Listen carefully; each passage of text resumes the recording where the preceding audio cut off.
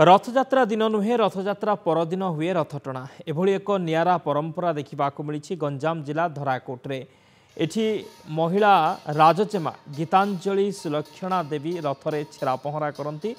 गंजाम जिलार धराकोट तत्कालीन गड़जात राज्यगुड़िक मध्य अन्यतम। जगन्नाथ संस्कृति अनुसार धराकोट गड़े राजराजुड़ा अमलरू प्रतिष्ठित एही मंदिर रे पूजा पाउछंती चतुर्धा मूर्ति। ए मंदिरर परिचालना दायित्व स्वयं राजपरिवार उपरे न्यस्त थाए। हेले धराकोट गड़े रथयात्रा संपूर्ण व्यतिक्रम और नियारा। एठी गुंडीचा दिन केवल सुदर्शन तीन ठाकुर को रथारूढ़ कराए।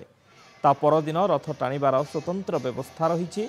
रथयात्रा दिन राजजेमा सुलक्षणा गीतांजलि देवी मंदिर को जाई पूजार्चना करने तीन ठाकुर पाट दौड़ी धरी पहंडी विजे करांती। धाड़ी पहंडी रे ठाकुर माने आसी रथ उपरे विजे करती। रथयात्रा जड़े राजकन्या हाथ में देवकार्य देखा बहु लोकों समागम हुए।